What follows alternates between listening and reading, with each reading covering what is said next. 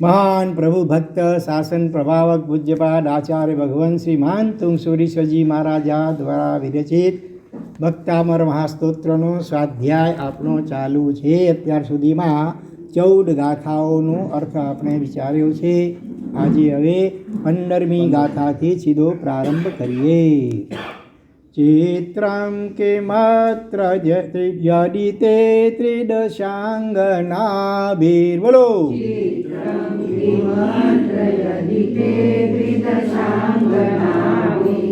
નીતમ મનાગપિ મનોન વિકાર માર્ગમ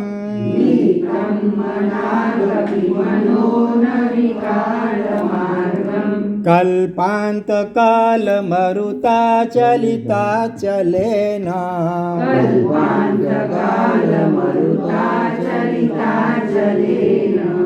કિમ મંડરાદ્રિશિખરં ચલિतं કદાચે.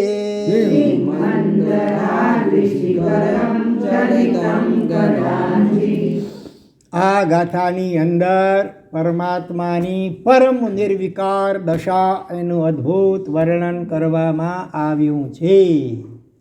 અનાદિકાળથી આપણો આત્મા પોતાના આત્મ સ્વરૂપને ન ઓળખવાને કારણે પૌદ્ગલિક 5 ઇન્દ્રિયોના વિષયો એટલે કે સ્પર્શ, રસ, ગંધ, રૂપ અને શબ્દ, આ 5 ઇન્દ્રિયોના એક મુખ્ય વિષય, બસ એમાં જ સુખની ભ્રાંતિથી એ વિષયોમાં જ રાચતો માચતો આવ્યો છે અને એમાં સુખ તો છે જ નહીં.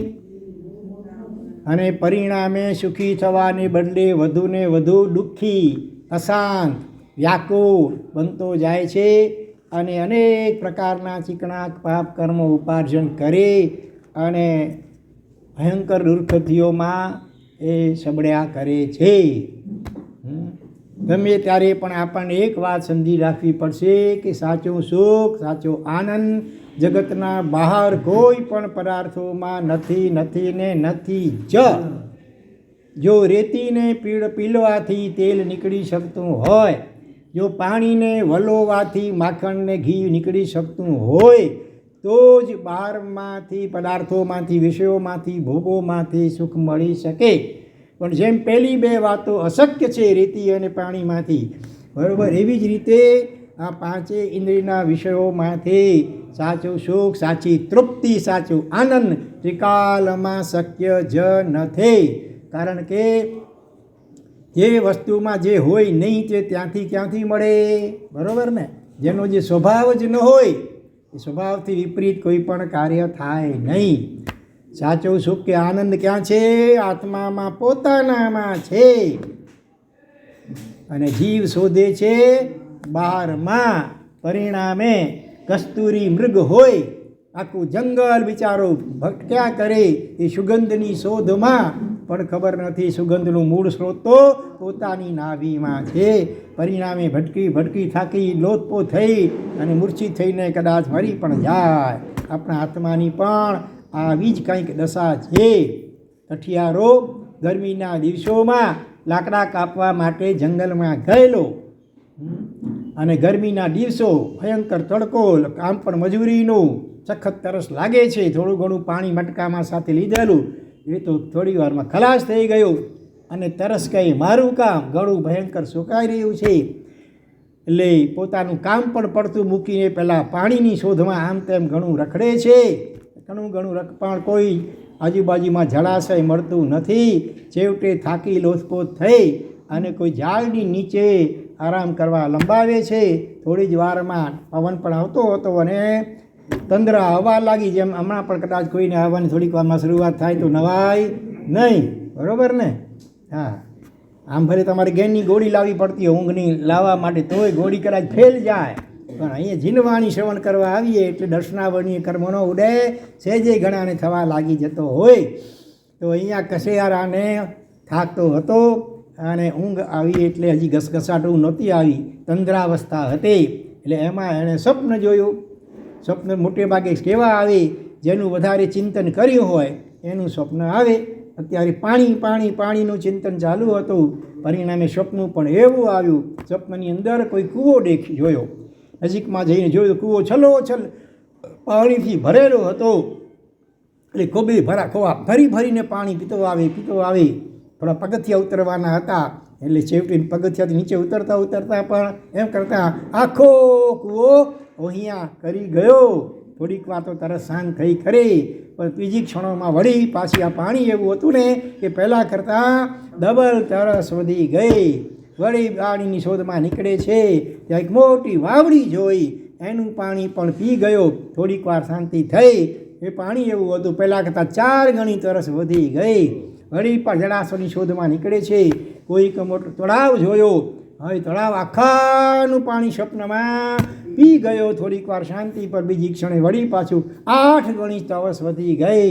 વળી પાછો શોધમાં નીકળે છે તો સરોવર મોટું જોયું પાણીનું ભરેલું. ચલો ચાલ, આખું સરોવર પાણીનું પી ગયો. એટલે થોડીક વાર શાંત પણ બીજી ક્ષણે વળી પાછો 16 ગણી ડબલ તરસ વધતી જાય. પાણી એવા પ્રકારના છે. મોડું પાણી પીએ તો રસ મટે ખરું? મોડું પાણી, દરિયાનું પાણી પીવાથી તરસ મીટે ન મટે. હા, આમ સ્વપ્નની અંદર કહેવાય છે કે આ કઠિયારો દુનિયાભરના તમામ જળાશયો આગળ વધીને ઝરણા હોય, નદીઓ હોય ને સમુદ્રો સુદ્ધાનું પાણી પી ગયો. પણ એ બધા પાણી એવા હતા ક્ષણવાર માટે જરાક આમ આભાસ થાય શાંતિ તૃપ્તિ તરસ મટ્યાનો, પણ બીજી ક્ષણે તરસ ડબલ અનેક હવે તો અનંત ઘણી તરસ વધી ગઈ છે. અને વિચારો કરે શું હવે તરફડિયા મારે છે. વળી આમ તે પાણીની શોધમાં એક કૂવો જોવાયો. નજીકમાં જઈને જોયો, એ કૂવામાં પાણી નહોતું, માત્ર થોડો કાદવ હતો. હા, અને પગથિયા જરૂર હતા નીચે ઉતરવાના, એનાથી નીચે ઉતરે છે. હવે એટલું પાણી હતું ને કે ખોબાથી પી શકે. એટલે જીભ બહાર કાઢીને કૂતરાની જેમ જીભથી કાદવને ચાટવા લાગે છે. હવે વિચાર કરો કે જેની તરસ દુનિયાભરના તમામ જળાશયોના પાણી પીવાથી શાંત નથી હોય, એની તરસ કાદવને ચાટવાથી થાય ખરી ભાઈ? ઇમ્પોસિબલ છે. પણ મને જાણવા મળ્યું છે એ કઠિયારો બિચારો ક્યાં દેવલાલીમાં આવ્યો છે રહેવા માટે.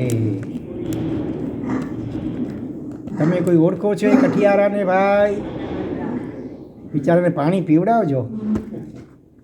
અહીંયા તો બધું પાણી નાળિયેર મળે ને શેરડી મળે ને બધું મળે.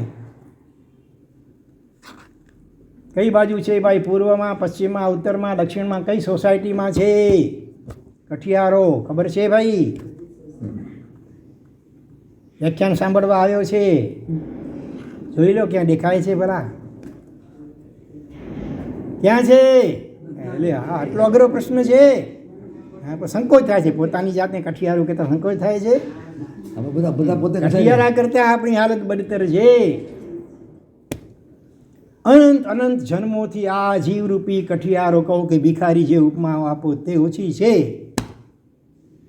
હા, સુખરૂપી પાણીની તરસ લાગી છે. સુખ જોઈએ છે.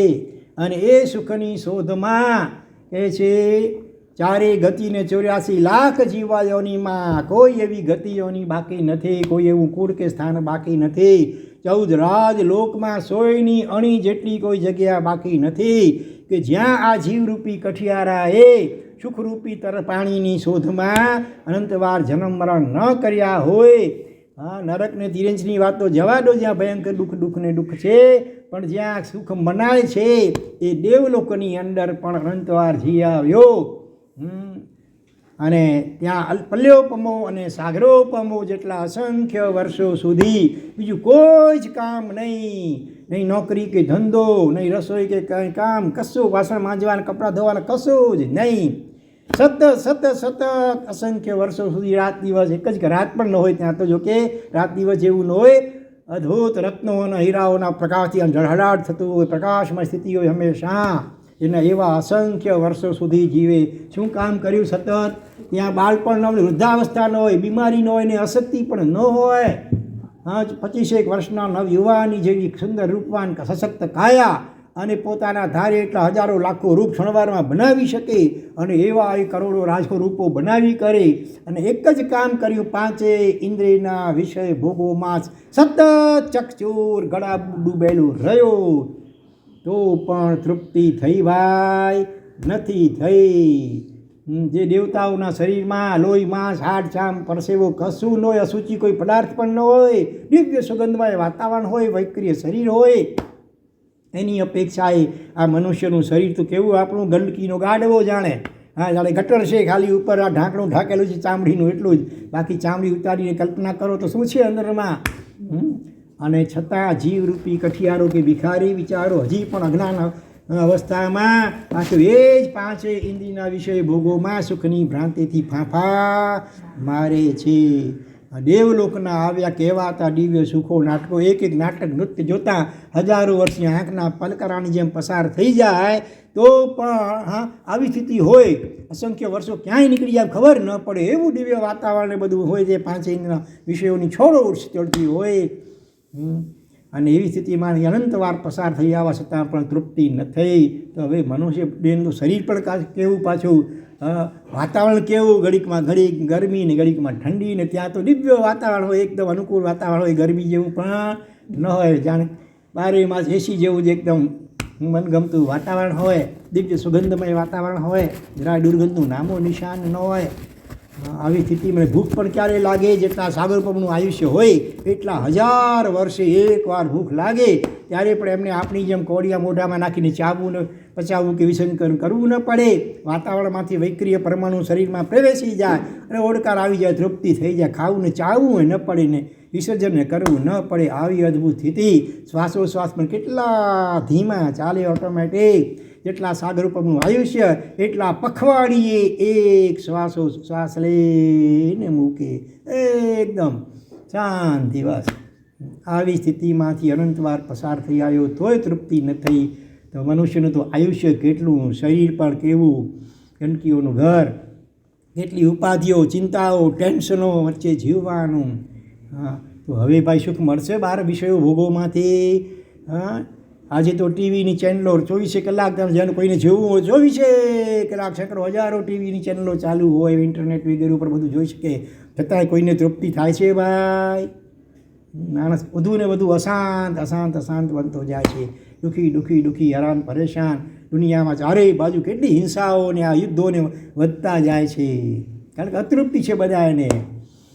હજી વધારે મારી રાજ્યની જમીન વધારી લઉં તો જાણે એમ શાંતિ મળશે. આ ભ્રમણામાં એ મરું ને મારું, બસ મારા મારીને કાપી બોમ્બ વગેરે મિસાઇલો દ્વારા ચાલી રહી છે દુનિયામાં. કોણ સમજાવે એને ભાઈ કે આ સાચું સુખ બહાર નથી, સત્તામાં નથી, જમીનમાં નથી. સાચું સુખ ક્યાં છે? પોતાની અંદરમાં છે. રોજ થોડી વાર શાંત બેસી અંદરમાં થોડી વાર ઠરવાનો અભ્યાસ તો કરો. ધીરે વિકલ્પો ઓછા થશે અંદરમાં. તેમ અંદરમાંથી જ શાંતિ, પ્રસન્નતા, આનંદનો અનુભવ થવા લાગશે, ઉત્તરોત્તર વૃદ્ધિ પામશે અને આખરે એવો પરમ આનંદ પ્રાપ્ત થશે, એવી પરમ તૃપ્તિનો અનુભવ થશે કે પછી કદાચ તમે આખું જગત સોનાનું થઈ જાય ને તોય તમને જરાય લેવા માટે કોઈ આકર્ષણ થશે નહીં. એવીઓની અપ્સરાઓની ઇન્દ્રાણીઓ આવીને ગમે એવા હાવભાવ નૃત્યાદિ કરશે તો રૂવાણું એ ફરકશે નહીં. એ વાત આ શ્લોકમાં કહે છે. ચિત્રમ કિમત્ર ચિત્રમ, ચિત્ર એટલે ડ્રોઈંગ નહીં, પિક્ચર નહીં, ચિત્ર એટલે આશ્ચર્ય. કિમ અત્ર, ચોપડીમાં જોતા આવજો. ચિત્રમ કિમ અત્ર, કિમ એટલે શું, અત્ર એટલે અહીં, આ બાબતમાં, આ વાતમાં ભગવાન શું આશ્ચર્ય એ બાબતમાં. યદી તે ત્રિદશાંગનાભી, યદી એટલે જો, તે એટલે તમારું, તવ તે ત્વત બધા આવું જ હોય છે, તમે તમારું વગેરે. હા, યદી તે ત્રિદશાંગનાભી, ત્રિદશ એટલે દેવતા, 3 દશાઓ એમની ભેગી જ હોય. બાલ્યાવસ્થા, યુવાવસ્થા, જે ગણો તે એક સરખી અવસ્થા એટલે ત્રિદશ કહેવામાં આવે. ત્રિદશ એટલે દેવતાઓ, એની અંગનાઓ એટલે એમની સ્ત્રીઓ એટલે અપ્સરાઓ. એમના વડે નીતમ મનાગ અપી મનો ન વિકાર માર. મનો એટલે મન, ચિત્ત, બરાબર? તે મનો તમારું મન. મનાગ અપી, મનાગ વત્તા અપી છૂટું પાડો. મનાગ એટલે જરા, થોડું, અપી એટલે પણ, થોડ સહેજ પણ આપનું મન વિકાર માર્ગમ ન નીતમ, વિકારના માર્ગમાં નીતમ લઈ જવું, ન નીતમ લઈ ન જવાયું, ખેંચી ન જવાયું. ઘણીવાર દેવાંગના અપ્સરાઓ આવીને નૃત્યાદિ કરે, ભક્તિથી કરતી હોય અને કેટલીક વાર તો કોઈ મિથ્યાદૃષ્ટિ દેવ સંગમ દેવતા વગેરે જેવો એ ભગવાનને ધ્યાનથી ચલાયમાન કરવા માટે અપ્સરાઓ પહેલાં સંગમ દેવતાએ પ્રતિકૂળ ઉપસર્ગો ખૂબ કર્યા. 6 મહિના સુધી ભગવાને આહાર પાણી વગરના રાખ્યા અને છેલ્લે 21 રાતમાં તો મહાભયંકર એવા ભયંકર 20 ઉપસર્ગો કર્યા, પ્રતિકૂળ ઉપસર્ગો કર્યા પહેલાં. અનેક સાપ ને નોળિયા ને વીછી ને મંકીડીઓ આ બધું વિકોરીને ભગવાને અનેક પ્રકારે શરીરને કદર્શના કરી. તોય પણ ભગવાન ધ્યાનથી ચલાયમાન ન થયા. ત્યારે છેલ્લે અનુકૂળ ઉપસર્ગ કર્યા. બરાબર. પ્રતિકૂળમાં ટકવું હજી કદાચ થોડું ઓછું અઘરું કે સહેલું છે, પણ અનુકૂળતામાં લપસી ન જવું એ બહુ અઘરું છે. ત્યારે સંગમ દેવતાઓએ અપ્સરાઓ વિકુરવી અને અપ્સરાઓએ પણ માત્ર દૂરથી હા બોબા નૃત્ય નહીં, શરીરને સ્પર્શ વગેરે કરીને પણ ચલાયમાન કરવા પ્રયત્ન કર્યા. તો એ રૂવાડામાં પણ ભગવાન આપને વિકાર ભાવ ન થયો. તે વખતે હજી ભગવાન છદમસ્ત હતા, હજી સંપૂર્ણ વિતરાગ નહોતા બન્યા, હજી સાધના કાળ ચાલતો હતો. તે વખતે પણ ભગવાનની આવી પરમ નિર્વિકાર અને વિતરાગ જેવી દશા હતી. તો જ્યારે ઘાતી કર્મનો ક્ષય થઈ ગયો હોય, મોહનીય કર્મ સંપૂર્ણ ક્ષય થઈ ચૂક્યો હોય, પછી તો વાત જ શું હોય. પણ છદ્મસ્ત દશા સાધના કાળ ચાલતી હતી. એ વખતે પણ ભગવાનની નિર્વિકાર દશા આવી અદ્ભુત હતી. એ વાત આ શ્લોકમાં કહે છે. ત્રિદશાંગના ભીર. બરોબર. ત્રિદશ એટલે શું? કેમ આ મૌન છો? હમણાં તો બોલી ગયો તો. ત્રિદશ એટલે જવાબ આપો બરાબર. દેવતા અને એમની અંગના. ત્રિદશાંગના છે ને, ત્રિદશ વત્તા અંગના. અંગના એટલે સ્ત્રી. તો દેવોની સ્ત્રી એટલે અપ્સરાઓ, દેવાંગનાઓ અપ્સરાઓ. એમના વડે આ બીજી એટલે ત્રીજી ભક્તિ છે. દેવાંગના ત્રિદશાંગના ભીર. નીતમ ઉપર રેપ છે ને, એ ભી પછી લઈ લેવાનું. ત્રિદશાંગના ભીર પછી નીતમ. નીત એટલે લઈ જવાયું, ન નીતમ એટલે લઈ જવાયું નહીં. ક્યાં નહીં લઈ જવાયું? વિકાર માર્ગમ. વિકારના માર્ગમાં, વિકારના રસ્તે. મનાગપી. મનાગ એટલે બોલો ભાઈ. મનાગ એટલે જરા એટેન્શન પર સાંભળો. હમણાં બોલી ગયો તો. મનાગ એટલે થોડું, જરા. અપી એટલે અપી તો ઘડી આવે છે. અપી એટલે પણ જરા પણ, સહેજ પણ, થોડું પણ 0.001% જેવું પણ નહીં. આવી પરમ નિર્વિકાર દશા એ ભગવાન આપની છે. અને છતાં અહીંયા ભક્ત કવિ કહે છે ચિત્રમ કિમ માત્ર. એમાં શું આશ્ચર્ય? એટલે આશ્ચર્ય નહીં. આપણે તો મહા આશ્ચર્ય લાગે. સહેજ નિમિત્ત માત્ર મળે ન મળે. કોઈ પિક્ચરનું કોઈ પોસ્ટર ખાલી જુએ ને મનમાં ખળભળાટ પહોંચી જાય. ત્યાં તો અપ્સરાઓ. એનું તો રૂપ કેવું, માણસ પાગલ બની જાય જુએ તો. અને એ અપ્સરાઓ આવીને ગમે એવા પ્રકારે પ્રયત્નો કર્યા તો અંશ માત્ર પણ ભગવાન આપને વિકાર માર્ગમાં લઈ ન શકી. એમાં પણ કે શું આશ્ચર્ય? મને તો કાંઈ આશ્ચર્ય લાગતો નથી. કેમ? એવું સુંદર ઉદાહરણ ઉત્તરાર્ધમાં આપે છે કે પવન ગમે એટલો ફૂંકાતો હોય ભલા, બીજા જોરદાર વંટાળીઓ, ક્યારેક સુનામી અને ભયંકર વંટાળીઓ એવા ફૂંકાય કે જેને કારણે મોટા તોતિંગ ઝાડો પણ પડી જાય, મકાનના છાપરા ઉડી જાય, પતરા ઉડી જાય, મકાનો પણ મોટી બિલ્ડિંગો પડી જાય. અરે આગળ વધીને કહીએ તો પર્વતના શિખર ગબડવા માંડી જાય, ગિરનારની મોટી મોટી શિલાઓ ગબડવા માંડી જાય, હિમાલય પર્વત ઉપર બરફની મોટી મોટી શિલાઓ એ પણ ગબડવા માંડી જાય. તો પણ એવો કલ્પાંત કાળનો પ્રલય જ્યારે 5 વારો અંત થવાનો હોય, 6 વારો બેસવાનો હોય, એ વખતે એવા ભયંકર પવનો ફૂંકાશે જેની આપણે કલ્પના ન કરી શકીએ. હમણાં ક્યારેક કોઈ દેશમાં પંટોળિયા ફૂંકાય છે ને કેવી ખાના ખરાબીઓ થાય છે. તમે તો ટીવી ઉપર દ્રશ્ય જોતા હશો. તો પછી કલ્પનો અંત થવાનો હોય જ્યારે 5 મારાનો, તે વખતે તો કેવા ભયંકર પવનો જેની આપણે કલ્પના પણ ન કરી શકીએ. એવા ભયંકર વંટોળિયાઓમાં પણ મેરુ પર્વતનું શિખર, શાશ્વત પર્વત છે મેરુ પર્વત, એનું શિખર કોઈ દિવસ ચલાયમાન થાય ન થાય કે છે. બસ તો આ જ વાત છે કે સામાન્ય મનુષ્યો ઇન્દ્ર અપ્સરાઓની વાત ક્યાં કરવા જોઈએ. સામાન્ય કોઈ સ્ત્રી અથવા તો આ ફિલ્મની એક્ટ્રેસ વગેરે જોઈને પણ ચલાયમાન થઈ જતા હોય, પણ આપણે તો અપ્સરાઓ પણ ચલાયમાન ન કરી શકે. તો એમાં કાંઈ આશ્ચર્ય નથી, કારણ કે આપનું મનોબળ કેવું છે? આત્મબળ મેરુ પર્વતના શિખર કરતાં પણ વધુ દ્રઢ મનોબળ છે. મેરુ પર્વતને તો હજી આપે જ કંપાયમાન કર્યો હતો માત્ર અંગૂઠો દબાવીને જન્મતાની સાથે, બરાબર ને? પણ આપનું મન તો પેલી ગંગામાં સતી યાદ આવે સૌરાષ્ટ્રની. હા, મેરું તો ડગેરે જેના મન ના ડગેરે, ભલે ભાંગી પડે ને બ્રહ્માંડ જોને. આખું બ્રહ્માંડ 14 લાખ લોક ભાંગી પડે, ઉથલ પાથલ મચી જાય, ગમે એવા ધરતીકંપો થાય, અણુયુદ્ધો થાય, ગમે એટલું થાય, પણ વિશિષ્ટ કોટીના સાધક આત્માઓ યોગી મહાપુરુષો હોય ને એનું મન એવું સ્થિર અને આત્મામાં લીન બની ગયું હોય કે એને કશો જ અસર ન થાય. એમ બમ પડતા હોય ને માણસ બંકરમાં, મજબૂત બંકર હોય કે જે સરહદ ઉપર જ્યારે સામે બાજુથી એવી જોરદાર બોમ્બની વર્ષા થતી હોય તો આત્મરક્ષા માટે કેટલીક વાર સૈનિકો એ મજબૂત બંકરની અંદર ચાલ્યા જાય, એમની સુરક્ષા થઈ જાય.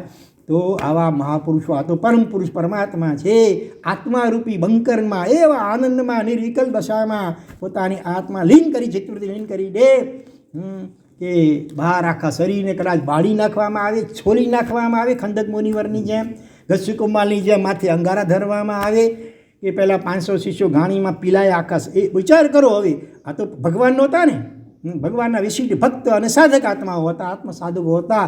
થોડો ઘણો પણ અંદરનો સ્વાદ ચાખ્યો, ત્યાં પણ આવી અદ્ભુત દશા પ્રગટી શક્તિ હોય તો પછી પરમાત્મા તો પરમ વીતરાગ છે.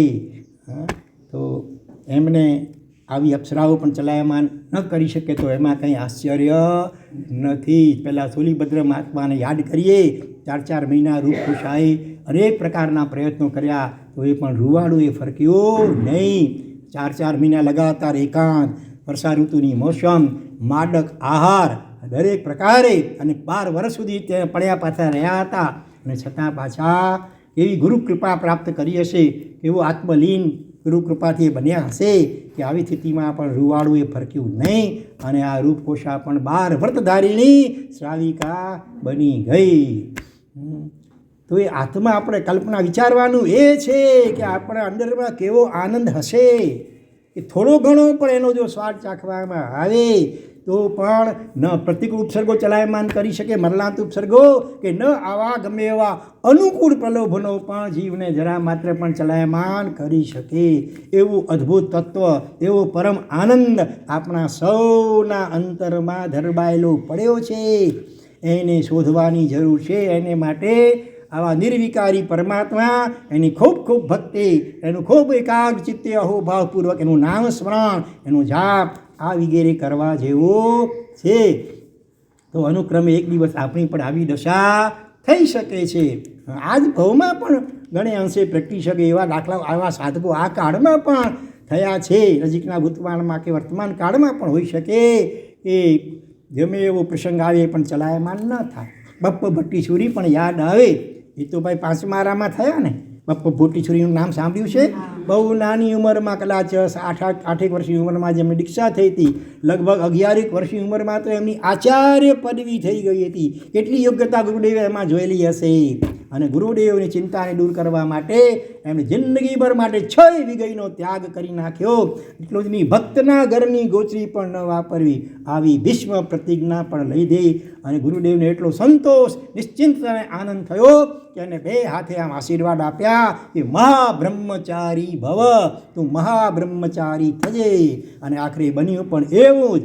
એના દ્વારા આમ નામનો રાજા પ્રતિબોધ પામ્યો હતો, અને રાજાની વિનંતીથી અવારનવાર રાજસભામાં જવાનું થતું આચાર્ય ભગવંતને. એ વખતે પણ આવી કોઈક નાનીકડી પુસ્તિકા સાથે હોય, બસ એમાં સ્વાધ્યાય રાજસભાનો જે ક્રમ હોય પ્રમાણે ઘણીવાર નૃત્યાદિક પણ ચાલે શરૂઆતમાં. એ વખતે આચાર્ય ભગવંત પોતે ચોપડીમાં એમાં ચિત્ર હોય. તો એ રીતે કરતાં કરતાં એક દિવસ કોઈ એવી પંક્તિ આવી કે એના અર્થમાં થોડાક ચિંતન કરવાનું થયું. તો ચિંતનમાં ઘણીવાર માણસની મુદ્રા આમ થઈ જાય. અને કુદરતી સામે નૃત્ય ચાલતું હતું.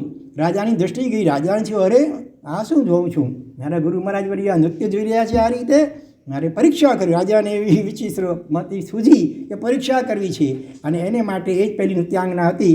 એને બધી છૂટ આપી દીધી, તું પરીક્ષા કરજે આજે રાત્રે જઈ કરીને ઉપાસનામાં.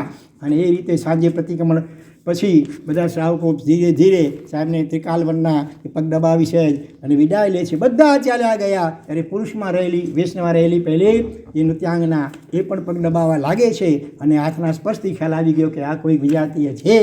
અને પહેલી દરવાજા પર બંધ કરી નાખ્યા હતા. રાજા તરફથી સામેથી ઓર્ડર હતો, પછી બાકી શું રહે વિચાર કરો, બાકી તો. અને આચાર્ય ભગવાન સાવધાન થઈ ગયા તરત જ, અને સીધું પોતાના યોગ સાધના એમણે કરેલી હતી, પોતાના પ્રાણોને અહીંયા બ્રહ્મરંધ્ર સહસ્રાર ચક્ર કહેવાય ને, આખા શરીરમાંથી પ્રાણને ખેંચી અહીંયા સ્થિર કરી દો. આખું શરીર લાકડા જેવું બની ગયું, નિશ્ચેષ્ટ બિલકુલ. હવે લાકડાને જો કંઈ આ પાટને કંઈ અસર થાય તો એમને અસર થાય. પહેલી કલાકો સુધી પ્રયત્નો કરી રાજાનો ઓર્ડર હતો કે ગમે એમ કરીને તું ચલાયમાન કરજે, બધી છૂટ આપવામાં આવી હતી. એની હવે એની પણ પરીક્ષા હતી, કસોટી હતી, પણ આચાર્ય ભગવાનનું રૂવાડું એ ફરકતું નથી. બીજે દિવસે રાજ દરબારમાં જઈ છે અને રાજા જ્યારે પૂછે છે, એનું પણ માથું શરમથી ઝૂકી ગયું છે. રાજા પૂછે છે શું થયું, શું પરિણામ આવ્યું? પેલી કહે છે કે નવનીત કલ્પોયમ લોક પાષાણ કલ્પોયમ તવ ગુરુ. આ દુનિયાના લોકોને મનુષ્યોને ચલાયમાન કરવા નવનીત એટલે માખણ, માખણને પીગળાવવામાં કેટલી વાર લાગે અગ્નિને? એટલી વાર. આમ ચપટી વગાડો એટલી વારમાં. પણ આ તમારા ગુરુ એ તો કાળમીંડ પથ્થર જેવા છે, એમે ચલાયમાન તો અપ્સરાઓએ ન કરી શકે. હું તો શું વિષાદમાં. આ સાંભળીને રાજાને એક અત્યંત અહોભાવ આનંદ થયો, અને બીજી બાજુ સંકોચ અને શરમ પણ થઈ એટલી. અરે મેં તું ગુરુ મારા માટે કેવું વિચાર્યું ને કેવું આ ઓર્ડર કરી નાખ્યો, અને અરે મને હવે કેવો ઠપકો મળશે, હવે મોઢું કઈ રીતે દેખાડીશ? લજ્જાથી માથું ઝૂકેલું છે. આચાર્ય ભગવાન સમજી ગયા. એ આશ્વાસન આપે છે, રાજન ચિંતા ન કરો, કાંઈ વાંધો નહીં, તમે જે કર્યું ભલે કર્યું, પણ બીજા કોઈનું આવું કરતા નહીં.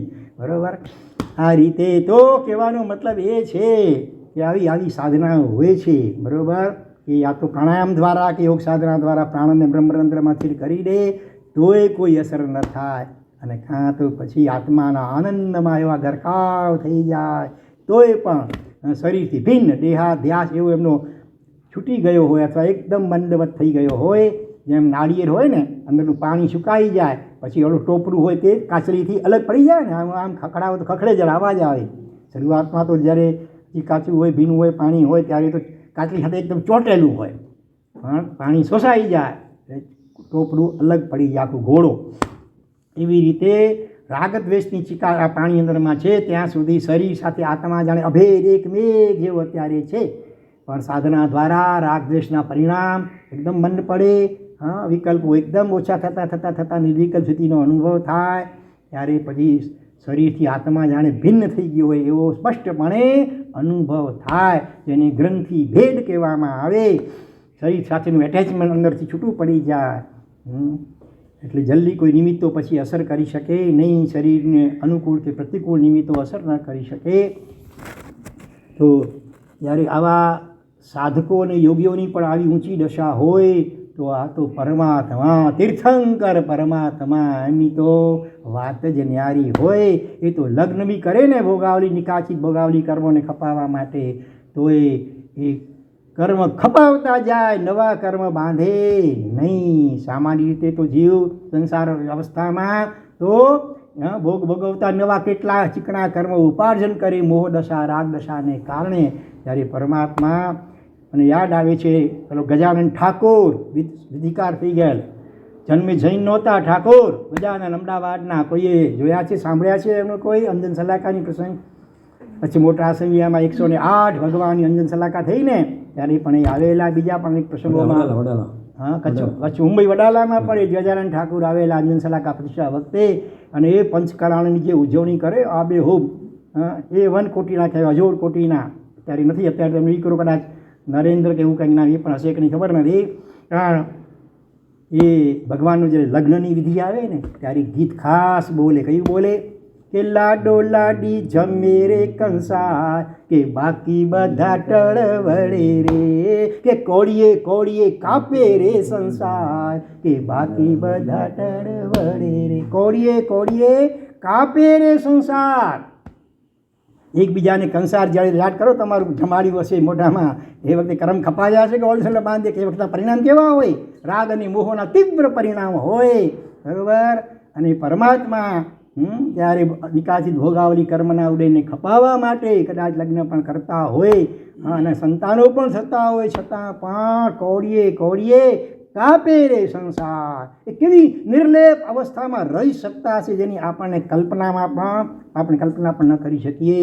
એવી અદ્ભુત એમની એ છદ્મસ્ત દશામાં સંસારી અવસ્થામાં, હજી તો રાજ્ય અવસ્થા છે, લગ્ન થયા હોય, એ વખતે પણ આવી અદ્ભુત દશા હોય તો પછી રિક્ષા લીધા પછી સાધક અવસ્થામાં તો કેવી અદ્ભુત અવસ્થા હોય. અને વિતરાગ દશાની તો આપણે કલ્પના પણ ન કરી શકીએ. કારણ કે ઘુવડનું બચ્ચું જેણે જિંદગીમાં ક્યારે સૂર્યને જોયું જ નથી, હવે એ સૂર્યનું વર્ણન શું કરી શકે? અને કલ્પના પણ આવી સૂર્ય કેવું હશે તે આખા જગતને પ્રકાશ આપીને આમ એ કલ્પના પણ ન કરી શકે. એવી રીતે આપણે તો સતત રાગ દ્વેષને મોહથી ખરડાયેલા, લેપાયેલા, ખૂંચેલા એ વિતરાગ, એ પરમ વિરાગી, એ પરમાત્માની નિર્વિકાર દશા, એની તો કલ્પના પણ કરવી મુશ્કેલ છે. માત્ર અહો ભાવથી ભાવી થઈએ તો બસ વાહ પ્રભુ વાહ. એવી અવસ્થા હે પ્રભુ અમારી ક્યારે આવશે? આપની કૃપા છે અમારા પર રાગ દ્વેષ અને મોહના વિકારો ઓછા તો થાવ. દૂર તો કદાચ નથી શકે આવ એક ભાવમાં, પણ કમસે કમ નાના નાના નિમિત્તોમાં અમે જે રાગ દ્વેષ અને મોહના વિકારોથી ઘેરાઈ જઈએ છીએ, એ આપની કૃપાથી પ્રભુ અમારી એ વિકારી દશા દૂર થાવ અથવા ઓછી થાવ. બરાબર? આ પ્રાર્થના, આ ભાવના આ શ્લોક બોલતા ખરેખર ભાવવા જેવી છે. બરાબર? શું કહ્યું? ચિત્રમ કિમત્ર કિમ અત્ર ચિત્રમ. અત્ર એટલે આ બાબતમાં, ચિત્રમ એટલે આશ્ચર્ય, કિમ એટલે શું? કાંઈ જ આશ્ચર્ય. કઈ બાબતમાં? કે યદિ ત્રિદશાંગના બી. ત્રિદશાંગના એટલે બોલો, જલ્દી બોલતા હો, આ મૌનરો બોલતા હો જરા, આપણે રિવિઝન કરી લઈએ અત્યારે પાછું. ત્રિદશ એટલે દેવતા, એની અંગના એટલે સ્ત્રીઓ, ત્રિદશાંગના એટલે અપ્સરાઓ, દેવાંગનાઓ, એમના વડે, એમના દ્વારા, તે મનો, તે એટલે તમારું, મનો એટલે મન, મનાગ અપી, મનાગ એટલે જરાક, થોડું, સહેજ પણ, અપી એટલે પણ, વિકાર માર્ગમ ન નીતમ, વિકારના માર્ગે નહીં, નીતમ, નીતમ એટલે લઈ જવાયું. નેતા, ની ઉપર ધાતુ ઉપરથી નેતા બન્યું. નેતા એટલે આખા સમાજને દોરે લઈ જાય. બરાબર? એને નેતા કહેવાય. તો નીતમ એટલે લઈ જવાયું, ન એટલે નહીં. એટલે આપ નિર્વિકાર રહી શક્યા. ભક્તિથી ભલે દેવાંગ ના આવ્યો, ક્યારેક નૃત્યાદિ કર્યા હોય, સૂર્યાપ દેવતા વગેરે બીજા પણ એવા પ્રસંગો આવે છે. 32 બદ્ધ નાટક બતાવે. ભક્તિથી ભગવાનની રજા માગે, ભગવાન મૌન રહે, હા કહે, હા પણ ન કહે, અને ના પણ કેટલીક વાર ન કહે. એની જે ભક્તિનો ભાવ હોય એમાં અંતરાય ન પડે એટલા માટે પછી કેટલી બાબતમાં મૌનમ સર્વાર્થ સાધનમ. મિણિયા ભલી માઠ, સબસે ભલી ચૂપ. તો એ વખતે ભક્તિથી ભલે નૃત્ય આદિ કરતી હોય, આપણે ત્યાં અજીત શાંતિ સ્મરણ આવે છે. આવે છે ને બીજું સ્મરણમાં બીજું સ્મરણ. આપણે હવે કદાચ આવતીકાલે એ સ્મરણ બોલીને પરમાત્માનો અભિષેક કરીએ, જરા સવારના થોડી સંખ્યા અભિષેક વખતે સારી થાય. તો એમાં અમુક વર્ણન આવે છે. દેવાંગનાઓ આવી કરીને કેવા કેવા વસ્ત્ર અલંકારથી સજ્જ બનીને કેવા હાવભાવ નૃત્ય વગેરે ભાવભંગીમાઓથી નૃત્ય કરતી હતી. અને એ વર્ણન કોઈક આચાર્ય ભગવાન એના ઉપર વિવેચન કરી રહ્યા હતા. થોડા જૂની વાત છે પણ સાચું સત્ય ઘટના છે. બાજુમાં જ રાજમહેલ હતો. રાજમહેલની બાજુમાં જ અહીંયા ઉપાશ્રય હતો. અને ઉપાશ્રયમાં સાંજે પ્રતિક્રમણ પછી કદાચ હોય કે કદાચ વ્યાખ્યાન સમય હોય જે હોય તે, પણ એ અર્થ ચાલતા હતા, અજીત શાંતિ સ્મરણના અર્થ ચાલતા હતા. એમાં અપ્સરાઓને દેવાંગનો આવે એવા કેવા હાવભાવ નૃત્યારી અંગ મરોડ વગેરે કરીને ભગવાનને વંદન વગેરે કરે છે. એનું આબેહૂબ વર્ણન એ પ્રવચન કાળ પર એવા ઘણીવાર એવા હોય, પોતે જ ભલે બાલ બ્રહ્મચારી હોય, બિલકુલ નાની ઉંમરની ચાલતી હોય, પણ સાહિત્ય અને કેટલીક કુદરતી પ્રતિભા એવી હોય, પ્રજ્ઞા એવી હોય, એના કારણે સરસ્વતીની કૃપા એવી હોય, એવું આબેહૂબ વર્ણન કરે. દાખલા કે યુદ્ધનું વર્ણન હોય. હવે પોતે તો નાની ઉંમરની ચાલતી હોય, યુદ્ધ જોયું ન હોય, સાંભળ્યું ન હોય, પણ સાહિત્ય ખાલી વાંચ્યું હોય થોડું ઘણું જે કાંઈ યુદ્ધના વર્ણન, પણ એના ઉપરથી પોતાની પ્રજ્ઞા, પ્રતિભા અને સરસ્વતીની કૃપા ના બળે એવું એના પર દાખલાઓ આવે છે. વર્ણન કરે ને આખી સભા આમ સુરાતમ ચડી જાય, એકદમ જાણે હમણાં આપણે યુદ્ધમાં આવી જઈએ. એક કુદરતી બક્ષિસ એવી હોય છે. અને એ જ રીતે શૃંગાર રસનું ક્યારે પ્રસંગ આવે તો વર્ણન એવી આવું આબેહૂબ કરે એ બલબલાના મન પીગળી જાય. પેલી રાજકુમારી આ વર્ણન સાંભળે છે અને એણે નક્કી કરી દીધું મનોમાં કે પરણું તો આ મહારાજને પરણું. જે આવો અદ્ભુત શૃંગાર રસ જાણી છે, વર્ણન કરી શકે છે. અને આ જ્યારે એમને ખબર પડે બીજે દિવસે 12 ભાવનામાં છઠ્ઠી ભાવના કઈ ખબર છે? અસુચિ ભાવના દેહની અંદર એવો માલ ભર્યો છે, એનું એવું આબે ખૂબ વર્ણન કર્યું. એ પણ પહેલી સાંભળે છે અને એને એવો વૈરાગ્ય થઈ ગયો. દીક્ષા લઈ લીધી રાજકુમારીએ. હા, તો આવા મહાપુરુષો હોય છે. પરથી પણ આપણી વાત ચાલી.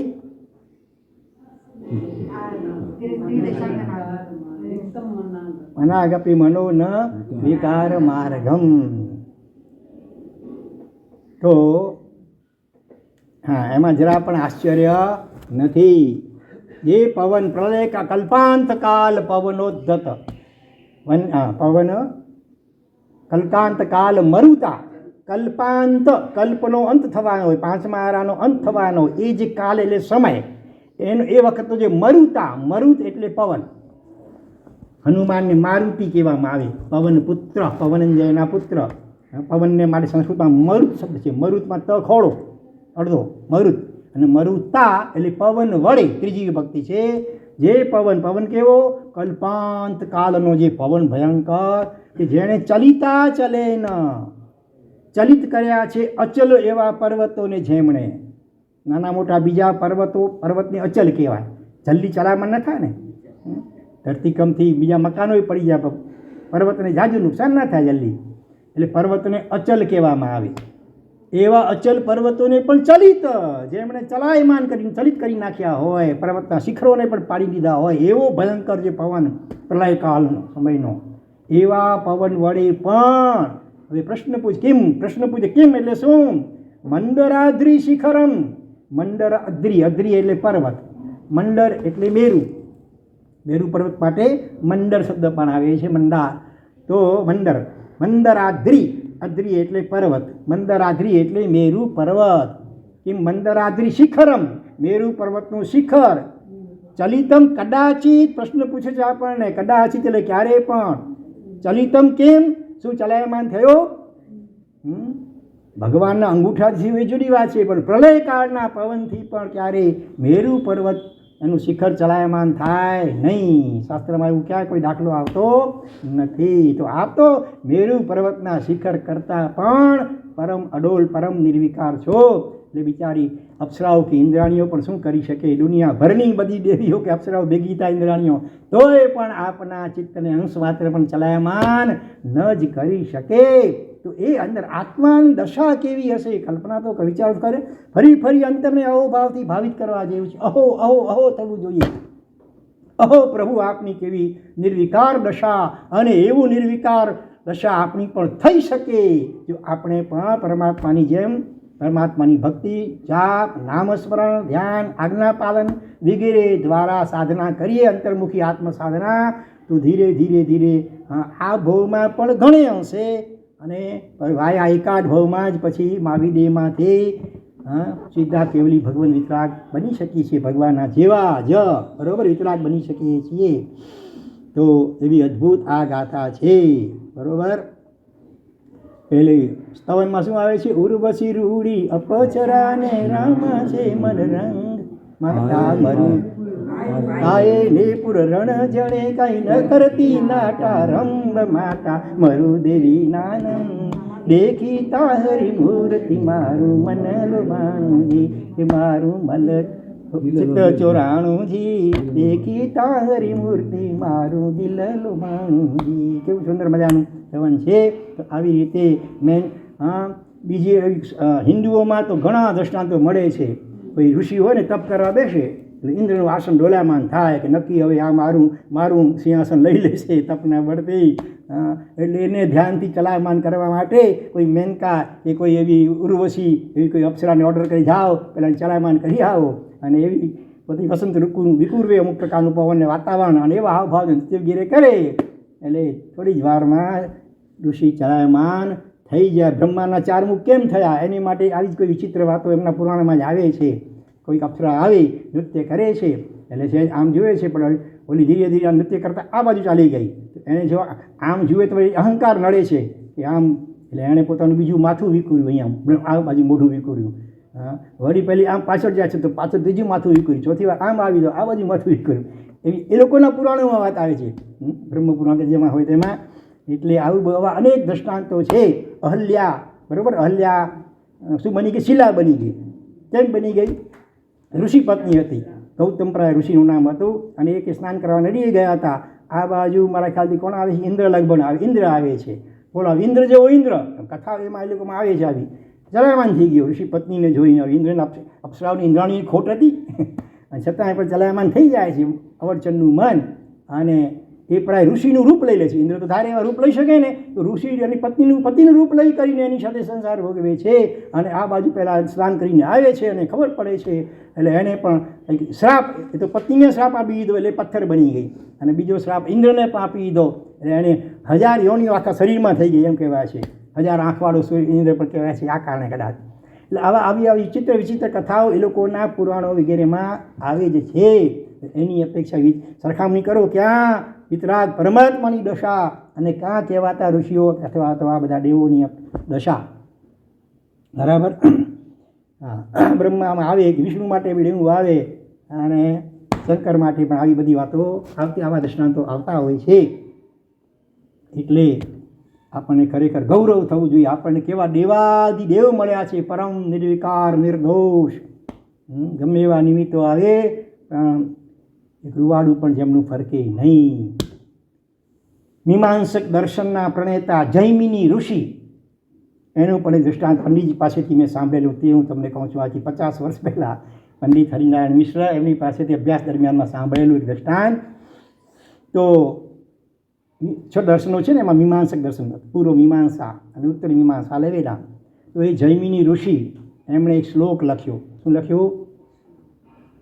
માત્રા પિત્રા દુહિત્રાવા નો વિવિક્તાસનો ભવેત, બલવાન ઇન્દ્રિય ગ્રામો વિદ્વાંસમ અપી કર્ષ. ત્યાં વ્યાસજી આ શ્લોક રચ્યો હતો. માત્રા એટલે પોતાની સગી માં હોય, માત્રા સસરા એટલે સગી બહેન હોય, દુહિત્રા એટલે સગી દીકરી હોય, તો પણ નો વિવિક્તાસનો ભવે, એકાંતમાં એની સાથે રહેવો, બેસવું નહીં. કેમ? બલવાન ઇન્દ્રિય ગ્રામો, ગ્રામ એટલે સમૂહ, ઇન્દ્રિયોનો સમૂહ એટલો બળવાન છે કે વિદ્વાંસમ અપી કરસતી, વિદ્વાન ગમે એટલો ભણેલો વગેરે હોય, ડિગ્રી હોય, ભલભલાને પણ કરસ એટલે ખેંચી જાય, ઇન્દ્રિયોને આધીન બની જાય. માટે એકાંતવાસ એટલો ખતરનાક બતાવ્યો. પણ આ શ્લોક જ્યારે એમના શિષ્ય હતા જૈમિની, એ વાંચ્યો એટલે એમને ખટક્યું, અને અહંકાર ગવાયો કે વિદ્વાંસમ અપી કરસતી કેમ કહો છો? ઠીક છે, સામાન્ય માણસોને માટે બરાબર છે કે ભાઈ વિદ્વાન હોય ને એ પણ ખેંચાઈ જાય. હા, મને એમને સુધારો કર્યો. શું કહ્યું? વિદ્વાંસમ નાપ કરસતી, વિદ્વાનને ખેંચી ન શકે. હા, બીજા સામાન્ય મનુષ્યો માટે આ વાત બરાબર છે કે માતા બેન કે દીકરીઓની સાથે એકાંતમાં એકલા રહેવું નહીં, પણ વિદ્વાન અપવાદ રૂપે વિદ્વાંસ માટે આ વાત વિદ્વાનને લાગુ ન પડે. વ્યાસજીએ કહ્યું બરોબર છે બેટા, જે રાખ્યું છે બરોબર છે, પોતાને મન માનતો નથી. એટલે પછી વ્યાસજી તો થોડા લબ્ધિધારી હશે. એક વખત અંધારી મેઘલી રાત હતી, વરસાદ વરસી રહ્યો છે મુશળધાર, જંગલમાં ઝૂંપડી, અને ઝૂંપડીમાં વ્યાસ રહેતા હશે, જે હશે. અને આ જૈમિની ઋષિ એ ઝૂંપડીમાં રહેતા હતા. સમજો રાતના સમયે 11-12 વાગ્યાનો સમય હશે, બહાર ટકોરા સંભળાય છે કે અવાજ સંભળાય છે, જરા દરવાજો ખોલો. સ્ત્રીનો અવાજ હતો, અને પહેલાં તો ગભરાય જૈમિની ઋષિ, ખોલું કે ન ખોલું, આજનો સમય છે, આ બેન કોઈનો અવાજ છે. પણ બીજી બાજુ જાણે કરુણ અવાજ હતો, નહીં ખોલ, બહુ તકલીફમાં છું, ભીંજાઈ રહ્યું છું, પ્લીઝ ખોલો, જરા મહેરબાની કરી ખોલો વગેરે. એટલે પછી એમણે દરવાજો ખોલ્યો. તો એક સ્ત્રી વરસાદમાં ભીંજાયેલી, કપડાં આખા બધા ચોંટી ગયેલા શરીરે, અને એ કહે છે મને બહુ ઠંડી લાગે છે, મહેરબાની કરી મને તમારી ઝૂંપડીના ખૂણામાં પડી રહેવા દો, જેમ તેમ આજી રાત એમ તેમ. એક વાર તો ના પાડી, પછી બહુ કરે છે, એટલે કે ઠીક છે ચાલ ખૂણામાં પડી રહે. પછી કપડાં ભીંજા હતા, એટલે જે કંઈ હશે કાંબલ જેવું કંઈ એને આપે છે બદલાવા માટે, આમ તેમ. અને પછી પોતે ધીરે મન હવે બોલાય. શરૂઆતમાં તો ગભરાતું હતું ને ના પાડવી કોશિશ કરી, ધીરે મન પીગળતું ગયો, અને હળવે રહીને પછી એની નજીકમાં જાય છે. પેલી ઘૂંઘટ તાણેલો હતો, અને હળવેથી ઘૂંઘટ ઊંચાડે છે. કોણ? જૈમિની ઋષિ. ત્યાં તો જોયું તે કોણ હતી સ્ત્રી? દાઢી મૂછવાલા વ્યાસ ઋષિ હતા અંદરમાં. પરીક્ષા કરી તેને ખાતરી કરાવવા માટે. તું કહે છે ને કે વિદ્વાને વાંધો ન આવે, પેલા શરમાઈ ગયા. વાત સાચી છે તમારી, બરોબર. ખ્યાલ આવ્યો? એટલે અનુકૂળ પ્રસંગોમાં નિમિત્તોમાં અડગ રહેવું એટલું અઘરું હોય છે બલબલાઓ માટે. એટલે એક બીજો શ્લોક આવે છે, એમાં કહ્યું છે વિશ્વામિત્ર પરાશર પ્રભૃતયો વાતાંબુ પરણાસના. વિશ્વામિત્ર, પરાશર એટલે વેદ વ્યાસના પિતાનું નામ પરાશર હતું. એવા આવા મોટા મોટા ઋષિઓ છે જેની પછી લબ્ધિઓ કેટલી હોય. એ કેવા હતા? વાત એટલે વાયુ ખાનાર, વાયુ, અંબુ એટલે પાણી ખાલી, અને પર્ણ એટલે ઝાડના સૂકા પાંદડા. કોઈ વિગઈ દૂધને લઈને કોઈ મેવા મીઠાઈ નહીં, માત્ર ઝાડના સૂકડા પાંદડા, નદી વગેરેનું પાણી પીને, હવા પીને ખાઈને એ જીવનારા હતા. છતાં પણ તે આવા લોકો પણ, આવા તપસ્વી કે સાધક, એ પણ સ્ત્રી મુખ પંકજમ, સ્ત્રીનું મુખ કમળ, સ્ત્રી મુખ પંકજમ સુલલિતમ મનોહર, દ્રષ્ટૈવ મોહમ ગતા, જોઈને દૂરથી પણ મોહિત થઈ ગયા. તો પછી કહે છે જે રોજ માલ મલીડા ખાતા હોય, વિગયો વગેરે વાપરતા હોય, શાલ્યનમ સપયમ ગયો પયો દધિતમ યે ભુંજતે માનવા તેસામ ઇન્દ્રિય નિગ્રહો યદિ ભવેત વિંધ્યસ્તરેત સાગરમ. પિંદાસપણે ખૂબ વિગયો વગેરે વાપરતા હોય, માલ મલીડા, એને ઇન્દ્રિયોનો નિગ્રહ એટલે કંટ્રોલ કે કાબુ જો થઈ શકે તો એ વાત કેવી છે? વિંધ્યાચલ પર્વત જો સમુદ્રમાં તરી શકે એ અશક્ય છે. તો આ લોકો ઇન્દ્રિયને જીતી શકે જે માલ મળી. એટલે જેને પણ બ્રહ્મચર્ય સારી રીતે પાડવું હોય એને તો એને માટે બેસ્ટ તપ છે આયમ બેલ અને ઉપવાસ. પણ ઉપવાસ લાંબો સમય બધાથી ન થઈ શકે તો છેવટે આયમ બેલ, જેમાં એકે વિગઈ ન હોય, એમાં પણ અડદની દાળ બને ત્યાં સુધી ટાળવી. અડદ પચવામાં પણ ભારે અને એ વિકાર ઉત્પન્ન કરવામાં નિમિત્ત બની શકે આંબીલમાં પણ, બરાબર. એટલે ઘણા વાંચવામાં આપણું કહે છે અડદને ટાળવી, બને તો અડદની દાળ, કે એના સ્વાદમાં તો મજા આવે, એના ઢોકળા અને પુડલા કે જે બનતા હોય તે, પણ બને ત્યાં સુધી અડદની આઈટમો, એમાં પણ યુવાન જે હોય, વાય જેની અને બ્રહ્મચર્ય પાડવું હોય તો એને અડદની આઈટમ વર્જવી જોઈએ. કાચો ગોળ, કાજુ વગેરે મેવો, આ બધું પણ બ્રહ્મચર્યમાં બાધક છે, બરાબર. દૂધ પણ લિમિટેડ પ્રમાણમાં, વધારે પ્રમાણમાં નહીં. આ રીતે ખાવા પીવામાં જો આપણે 9 વાળો બ્રહ્મચર્યની બતાવી, એમાં 2 વાર તો આહાર સંબંધી છે. એક તો માદક આહાર, વિગયો વાળો આહાર, ઘી તેલ વગેરે બહુ નહીં વાપરવો, એમાં પણ નાની ઉંમરમાં ખાસ. અને સાથે સાથે સાદો આહાર પણ પ્રમાણથી અધિક ન વાપરવો. સાદું ભોજન હોય ભલે, પણ ઠાંસી કોઈ વસ્તુ ગમતી હોય, સ્વાદિષ્ટ હોય. કહેવાય છે ને અમદાવાદની ચેતનાની હેતુની દાળ વખણાતી હતી, બોલો. એ સાદું ભોજન કે શાક તમારું મનગમતું બન્યું હોય, બીજી કોઈ આઈટમ મનગમતી બની હોય, અને પેટ ભરીને ઠાંસીને ખાશો તો એ પણ નુકસાન કરનારી બનશે. એટલે ઉણોદરી તક અને બને એટલી વિગયોનો ઓછામાં ઓછો અઠવાડિયે 15 દિવસે એક ઉપવાસ પણ સાધુ માટે ખાસ બધાને કહેવામાં આવ્યું છે. અને એ ઉપવાસ ક્યારેક ન ફાવે તો ઉણોદરી નિત્ય નિયમિત રીતે ભૂખ હોય એના કરતાં થોડું ઓછું વાપરવું, સાદું ભોજન વાપરવું, વિગયો વગેરે વિશેષ પ્રમાણમાં ન વાપરવી, બરાબર. એખી ને નવ યૌવના લેશન વિષય નિદાન, ધણે કાષ્ઠની પૂતળી તે ભગવાન સમાન. શું કહ્યું આ શ્લોકમાં? નિરખી જે આત્મા આવા હોય, ઉત્તમ આત્માઓ કેવા હોય? નિરખીને નવ યૌવના, તાજું યુવાવસ્થામાં જેનો પ્રવેશ થયેલો એવી સ્ત્રીને જોઈને પણ લેશન વિષય નિદાન, અંશ માત્ર પણ વિષયની ઈચ્છા, વિચાર વિકલ્પ સુધા પણ જેમને થતો નથી, બલકે ઘણે કાષ્ઠની પૂતળી, લાકડાની પૂતળી સમજે, લાકડાની પૂતળીને જોઈને મનમાં ખાસ ન થાય વિકલ્પ, એમ ન થાય. ગમે એવી નવયૌવના સ્ત્રીને જોઈને પણ એ ભગવાન સમાન, એ ભગવાન તુલ્ય કહી શકાય. અને કોઈકે વળી બીજી રીતે પણ અર્થ કર્યો કે એ વિશિષ્ટ કોટીના મહાપુરુષો હોય ને એ આવી સ્ત્રીને જોઈને એમાં પણ ભગવાન જુએ. શું જુએ? કાં તો એના માતા બેન દીકરી રૂપે જુએ, અથવા એના કરતાં પણ ચડિયાતી દ્રષ્ટિ કઈ છે એમાં શુદ્ધાત્મા ભગવાનને, જીવ માત્રમાં ભગવાનને જુએ. તો ભગવાનને જોઈને વિકાર થાય? મલીનાથ ભગવાનને જોઈને વિકાર થાય? ન થાય. તો બસ કોઈ પણ હોય નાની મોટી, એને જોઈને પણ દરેકમાં જેને ભગવાન જોવાની આદત પાડવા જેવી છે, બરાબર. નરસિંહ મહેતા જેવા પણ કહેતા હોય કે અખિલ બ્રહ્માંડમાં એક તું શ્રીહરિ, જૂજવે રૂપ અનંત ભાસે. ભગવાન આ જગતમાં જે કાંઈ વિવિધ જીવો દેખાય છે ને, મનુષ્ય, પશુ, પક્ષી, કીડી, મકોડા, ઝાડપાન, બધા તારા તું જ અલગ અલગ ભિન્ન ભિન્ન તારા સ્વરૂપો છે. અખિલ બાકી તું જ છે. અખિલ બ્રહ્માંડમાં એક તું જ છે ભગવાન. તો આ બધા જીવો અલગ અલગ કાંઈ તારા વિવિધ સ્વરૂપો છે. દરેક જીવમાં ભગવાનને જોવાની આદત પાડવી. બરોબર. વ્યવહારિક દ્રષ્ટિએ ભલે તમે જે હોય છે, કોઈ મનુષ્ય, કોઈ પશુ, કોઈ પક્ષી વગેરે, પણ એની સાથે એક્સરે દ્રષ્ટિ કેળવવી જોઈએ. કેમેરા જેવી દ્રષ્ટિની પણ એક્સરે જેવી દ્રષ્ટિ. એક્સરેમાં કપડાના ફોટા આવે, ચામડીના ઉપરના ફોટા આવે, શરીરના ના આવે, અંદરના શું છે અંદરમાં અટકાવી એને ફોટા આવે.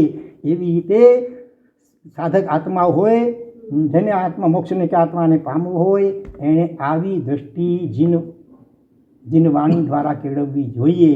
કોઈ પણ જીવને જુએ સીધો એને અંદરમાં આત્મા દેખાય, ભગવાન આત્મા છે. બસ ધ રેવરન્સ ફોર લાઈફ.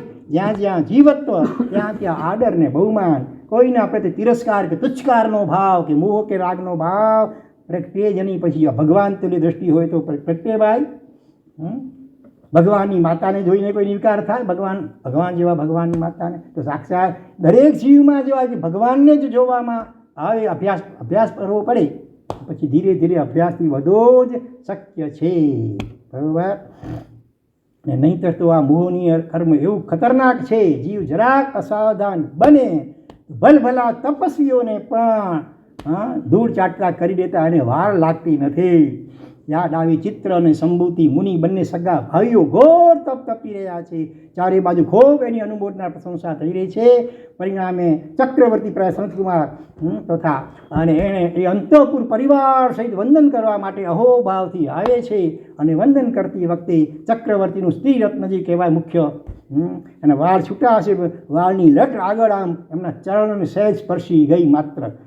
પગના અંગૂઠાને વાળની માત્ર જરાક લટ સ્પર્શી છે, પણ એ સ્પર્શ પણ એવો શું હશે કોમળ. અને આવા મહાતપસ્વી વર્ષોના સંભૂતિ મુનિ એનું મન પણ ચલાયમાન થઈ ગયો. અને ત્યાં ઘોરાથી ઘોર નિયાણું બાંધી લીધો કે આટલા વર્ષોની મારી તપસ્યાનું કંઈ પણ ફળ હોય તો હું પણ આવી સ્ત્રી રત્નનો સ્વામીપતિ એટલે કે ચક્રવર્તી બનું. અને ભાઈ મહારાજને ખબર પડી, ઘણું સમજાવવા કોશિશ કરી એમણે, પણ એકના બે ન થયા. છેવટ સુધી એ નિયાણાનું પ્રતિક્રમણ કે પશ્ચાતાપ કે પ્રાયશ્ચિત કે આલોચના ન કરી. અને પરિણામે ચક્રવર્તી બન્યા ખરા. ઘોર તપ કર્યો તો ચક્રવર્તી બન્યા. કયા ચક્રવર્તી? 12મા બ્રહ્મણ ચક્રવર્તી બન્યા. પણ અત્યારે ક્યાં છે? મરીને 7મી નરકમાં રૌ ભયંકર દુઃખોમાં સબડી રહ્યા છે. ચક્રવર્તી જેવા ચક્રવર્તીને પણ કર્મને નહીં શરમ કોઈની માટે જ્ઞાનીઓ કહે છે સાવધાન. 9 વાર બ્રહ્મચર્યની રક્ષા માટે, 1 નહીં 2 નહીં, 9 વાળ એટલે મર્યાદાઓ બતાવી છે. કોઈ પણ વાળને પણ વ્રતની જેમ સમજીને પાલન કરવા પ્રયત્ન કરશો તો જ તમે આ વ્રતને સારી રીતે પાડી શકશો, મન વચન અને કાયાથી. તો આવા જે પણ નિર્વિકારી આત્માઓ ભૂતકાળમાં થઈ ગયા, અનંતા અગણિત થઈ ગયા છે. તીર્થંકરોની તો વાત જ ન્યારી હોય. બીજા પણ આવા અનેક આચાર્ય ઉપાધ્યાય સાધુ સાધી અને કેટલાક શ્રાવક અને શ્રાવિકાઓ પણ કેવા થઈ ગયા છે. જુઓ ને, સુદર્શન શેઠને ચલાયમાન કરવા માટે પેલી અભયા રાણીએ પોતાના રાજમહેલમાં ગુપ્ત રીતે તેડાવી અને કપટથી તેડાવી ઘરે અને એને ચલાયમાન કરવા માટે કેટલા હાવભાવ વગેરે કર્યા, અનેક રીતે અનુકૂળ ઉપસર્ગ કર્યા. એવા કૌશલ ધ્યાનમાં લીન થઈ ગયા. શ્રાવકો કેવા છે વિચારો તો ખરા. ભગવાનના મુખ્ય 10 શ્રાવકો, આનંદ કામદેવ, એમાં પણ અમુક શ્રાવકો એવા હતા કે દેવતાઓએ અનુકૂળ ઉપસર્ગથી ચલાયમાન કરવા પ્રયત્ન કર્યા, એમાં પણ ચલાયમાન ન થયા. અને સુદર્શન શેઠને રાજાની પટરાણી અભયા રાણીએ રાજમહેલમાં કપટથી તેને લાવી કરી અને ચલાયમાન કરવા પ્રયત્નો કર્યા. એવા કૌશલ ધ્યાનમાં અંદરમાં આત્મામાં લીન બની ગયા. એનું રૂવાડું એ ફરક્યું નહીં. જીન શાસનના શ્રાવકો પણ આવા હોય. શ્રાવિકાઓ અનેક મહાસતીઓના દૃષ્ટાંતો આવે છે. મહાસતી સીતા તમે જાણો છો. રાવણ જેવો રાવણ, કેટલી લબ્ધિઓ, દેવતાઓ જેના દયાસ હતા અને કેટલી લબ્ધિઓની સિદ્ધિઓ વગેરે હતી. વૈભવ નહોતો, કોઈ પાર નહોતો. અને એ ચલાયમાન કરવા માટે અશોક વાટિકામાં રાખીને કેટલા પ્રયત્નો કર્યા, પણ સીતાનું રૂવાડું એ ફરક્યું નહીં. અને પરિણામે અગ્નિ પરીક્ષામાંથી પણ એ પાસ થઈ ગયા. આવી અનેક સતીઓ એના શીલની પરીક્ષા કસોટીઓ ઘણી થઈ છે, પણ છેવટે જીભ કચીને મરી જવાનું પસંદ કર્યો, પણ શીલખંડ જવા દીધો નહીં. તો આવા મહાપુરુષો, મહાસતાઓ, મહાસતીઓ બરેશ્વર બાહુબલીની સજ્જાયમાં રોજ સવારે એવા અનેક મહાસતાઓ અને મહાસતીઓ એમાં નામ લઈને એમને યાદ કરવામાં આવે છે, વંદન કરવામાં આવે છે. આચાર્ય ઉપાધ્યાય સાધુ સાધી ભગવંતો પણ પ્રતિક્રમણમાં સજ્જાએ બોલીને એવા શીલ વ્રતધારી મહાપુરુષોને મહાસતીઓને અહોભાવથી યાદ કરતા હોય, નમસ્કાર વગેરે કરતા હોય. તો આ રીતે જેમને પણ બ્રહ્મચર્ય સારું પાલન કરવું હોય આ ગાથાનું સ્વાધ્યાય અર્થના ઉપયોગ સાથે અહોભાવપૂર્વક ખૂબ કરવો જોઈએ. બરાબર. એવી રીતે આના અર્થને એક એક શબ્દને આત્મસાત કરો કે આમ શ્લોક બોલાતો જાય અને અર્થ સીધો મગજમાં ઉપસ્થિત થતો આવે અને અંતરાત્મા અહોભાવથી ભાવિત થતો આવે. તો આ રીતે આ અદ્ભુત ગાથા 15મી એની રિદ્ધિ આપણે જોઈએ. ઓમ રીમ અરહમ નમો દસ પુબ્દીનમ. બોલો ઓમ રીમ અરહમ નમો દસ પુબ્દીનમ. 14 પૂરો ધારી, છેલ્લા 4 પૂરોનો વિચ્છેદ થયો, પછી 10 પૂરો રહ્યા. થોલીબદ્ધ સ્વામી પાસે અર્થથી 10 પૂરો રહ્યા, સૂત્રથી 14 હતા. પછી ધીરે ધીરે સૂત્રથી પણ 4 પૂરો વિચ્છેદ પામ્યા. તેમાં 10 પૂરો ધારી આત્માઓને નમસ્કાર. ઓમ રીમ અરહમ નમો. બોલો ઓમ રીમ અરહમ નમો દસ પુબ્દીનમ. ઓમ રીમ અરહમ નમો. ઓમ રીમ અરહમ નમો દસ પુબ્દીનમ. હવે મંત્ર જરા મોટો છે, તમે માત્ર સ્વાહા બોલજો. આ ગાથા એની વૃદ્ધિ અને હવે જે બોલાશે મંત્ર એનો 108 વાર જાપ જે નિમિત્ત કરે તો બ્રહ્મચર્યની રક્ષા થાય, રાજ દરબારમાં પણ એનો પ્રભાવ વધે, સૌભાગ્ય અને લક્ષ્મીની પણ પ્રાપ્તિ થાય એનો એવો પ્રભાવ છે. તો મંત્ર સાંભળજો અને સ્વાહા બોલજો.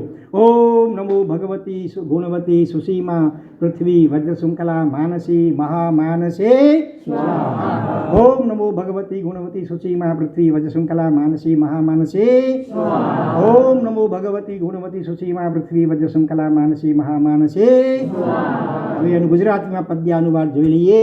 ઇન્દ્રાણીઓ ચલિત કરવા આડરે જો પ્રકારો તો એ થાતા કદી નહીં અપહા આપને રે વિકારો. ડોલે જો કે સકલ મહીધરો, મહીધર એટલે પર્વતો, મહી એટલે પૃથ્વી ધારણ કર્યો હતો. કલ્પના વાયરાથી, વાયરો એટલે વાયુ. ડોલે તો એ કદી નવ આહા મેરુ એ વાયરાથી. સમજાઈ ગયો? ચાલો અર્થ છે સીધો. તો આ રીતે આજે આપણે 15મી ગાથાનો સ્વાધ્યાય કર્યો. આવતીકાલે